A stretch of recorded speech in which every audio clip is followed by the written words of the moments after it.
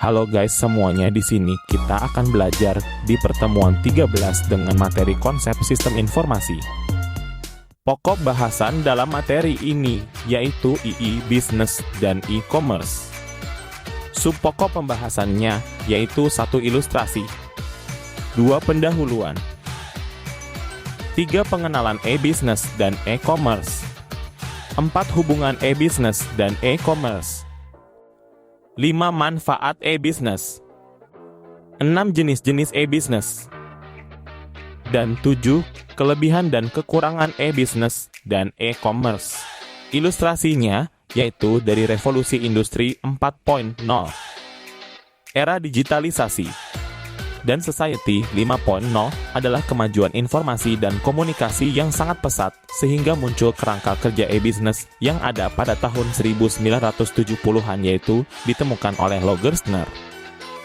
CEO perusahaan IBM dengan beberapa bidang atau jenis yaitu e-government, e-commerce, e-budgeting, e-procurement, e-payment, e-ticketing, e-learning, e-banking, dan e-money. Dampak dari semua itu yaitu lapangan pekerjaan semakin sempit. Nah, bagaimana kita menyikapi hal tersebut atau masalah itu?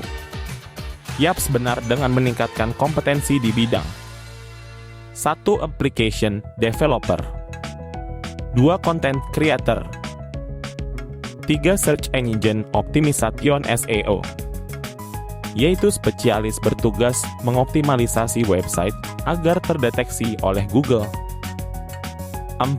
Web developer, dan 5. Social media specialist. Jadi, di sini dijelaskan bahwa arsitektur kerangka kerja e-business adalah struktur konseptual atau sistem yang dirancang untuk mendukung operasi bisnis elektronik atau e-business. Arsitektur ini mencakup komponen-komponen kunci yang diperlukan untuk mengelola berbagai aspek bisnis secara elektronik, termasuk transaksi, interaksi dengan pelanggan, manajemen data, dan infrastruktur teknologi. Ilustrasi arsitektur kerangka kerja e-business dapat dibagi menjadi beberapa komponen utama. Infrastruktur teknologi yaitu ini adalah dasar dari arsitektur e-business dan mencakup perangkat keras, perangkat lunak, jaringan, dan infrastruktur lainnya yang digunakan untuk mendukung operasi e-business. Ini termasuk server, basis data, komponen jaringan, dan perangkat lunak aplikasi yang digunakan untuk menjalankan platform e-business. Aplikasi e-business ini adalah bagian dari arsitektur yang mencakup aplikasi perangkat lunak yang digunakan untuk berbagai fungsi e-business, seperti e-commerce, manajemen inventaris, manajemen pelanggan, manajemen pesanan, dan lainnya. Aplikasi ini dapat mencakup sistem manajemen konten, toko online, sistem CRM, dalam kurung, Customer Relationship Management, dan lainnya. Manajemen data adalah ini mencakup basis data dan sistem manajemen data yang digunakan untuk menyimpan, mengelola, dan mengakses informasi bisnis yang diperlukan untuk operasi e-business. Ini termasuk data pelanggan, data produk, data transaksi, dan lainnya. Interaksi pelanggan yaitu bagian ini mencakup semua saluran dan platform yang digunakan untuk berinteraksi dengan pelanggan seperti situs web, aplikasi seluler, media sosial, dan layanan pelanggan online. Ini juga mencakup alat-alat analisis pelanggan yang digunakan untuk memahami perilaku pelanggan dan preferensi mereka. Transaksi dan pembayaran yaitu ini mencakup proses transaksi dan sistem pembayaran yang digunakan dalam e-business. Ini termasuk metode pembayaran online, keamanan transaksi, dan integrasi dengan penyedia pembayaran. Keamanan yaitu bagian ini mencakup langkah-langkah keamanan yang diterapkan dalam arsitektur e-business untuk melindungi data sensitif, mengamankan transaksi, dan melindungi sistem dari serangan siber. Ini mencakup firewall, enkripsi, autentikasi, dan tindakan keamanan lainnya. Manajemen proses bisnis ini mencakup proses bisnis yang diperlukan untuk menjalankan operasi e-business seperti manajemen rantai pasokan, manajemen inventaris, pemrosesan pesanan, dan lainnya. Integrasi sistem ini mencakup integrasi dengan sistem lain di dalam perusahaan seperti sistem akuntansi, manajemen rantai pasokan, dan manajemen inventaris. Integrasi ini memungkinkan aliran data yang mulus antara berbagai departemen dan sistem. Pertama, ada pendahuluan. Rata-rata manusia di dunia sudah terbiasa dengan gaya hidup digital, sehingga jangkauan target pasar pun juga semakin luas. Menurut penelitian yang dipublikasikan pada bulan September 2023, Indonesia memiliki 168 juta konsumen digital, penambahan 14 juta dari 154 juta tahun lalu.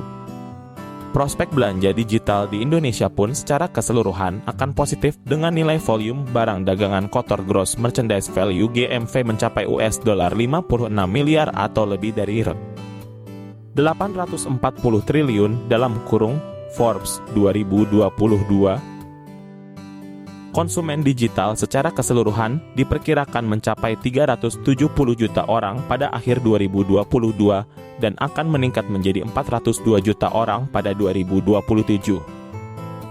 Jumlah konsumen digital Indonesia diklaim yang tertinggi di antara Malaysia, Filipina, Singapura, Thailand, dan Vietnam. Berikutnya yaitu e-business.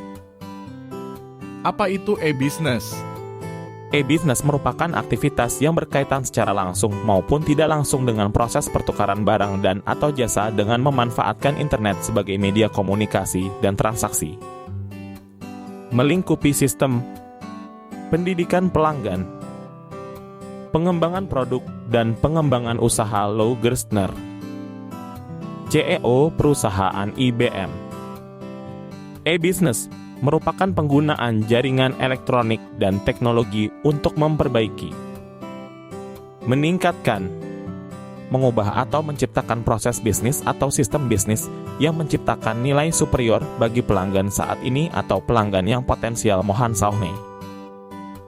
E-business mengacu pada semua penggunaan kemajuan teknologi informasi, khususnya teknologi jaringan dan komunikasi untuk memperbaiki cara-cara organisasi dalam melakukan seluruh proses-proses bisnis dalam kurung Romey atau Steinberg. Simpulannya, yaitu e-business adalah serangkaian aktivitas bisnis yang memanfaatkan teknologi dan internet sebagai media transaksinya untuk menciptakan dan meningkatkan nilai bisnis yang meliputi sistem edukasi pelanggan, pengembangan produk sampai pengembangan usaha. Manfaat e-business. Manfaat e-business bagi perusahaan dan pelaku bisnis yaitu 1. Memperpendek jarak. 2. Perluasan pasar. 3. Perluasan jaringan mitra kerja. 4. Biaya terkendali. 5. Efisien. Dan 6. Cash flow terjamin. Manfaat e-business bagi konsumen yaitu 1. Efektif. 2. Aman secara fisik. 3. Biaya terkendali. 4. Harga murah. Dan 5. Fleksibel. Manfaat e-business bagi masyarakat yaitu 1. Peluang kerja baru. Dan 2. Wahana atau ajang kompetisi. Hubungan e-business dan e-commerce. E-commerce merupakan bagian dari e-business, di mana cakupan e-business lebih luas. Tidak hanya sekedar perdagangan, tetapi juga mencakup kolaborasi mitra bisnis, pelayanan nasabah, sumber daya manusia, lowongan pekerjaan, dan lain-lain. Selain teknologi jaringan www, e-business juga memerlukan teknologi basis data, surat elektronik, dan bentuk teknologi non-komputer yang lain seperti sistem pengiriman barang dan alat pembayaran untuk e-commerce. Dalam prosesnya, setiap bisnis tidak dapat berjalan sendiri tanpa adanya interaksi dengan pihak eksternal dari perusahaan seperti para supplier, customer, investor, kreditur, pemerintah, maupun media. Interaksi tersebut difasilitasi melalui aplikasi e-commerce. Oleh karena itu, ketika merancang dan membangun aplikasi e-commerce, harus sudah direncanakan dengan benar agar fitur-fitur yang ada nantinya dapat memfasilitasi interaksi-interaksi yang sesuai. Kelebihan dan kekurangan e-business dan e-commerce. Kelebihan 1. Revenue stream (aliran pendapatan) lebih menguntungkan dibandingkan dengan sistem transaksi tradisional. 2. Dapat meningkatkan pangsa pasar (market exposure). 3. Menurunkan biaya operasional (operating cost). Memperluas jangkauan (global reach). Meningkatkan customer loyalty. Memperpendek waktu produksi dan pemasaran.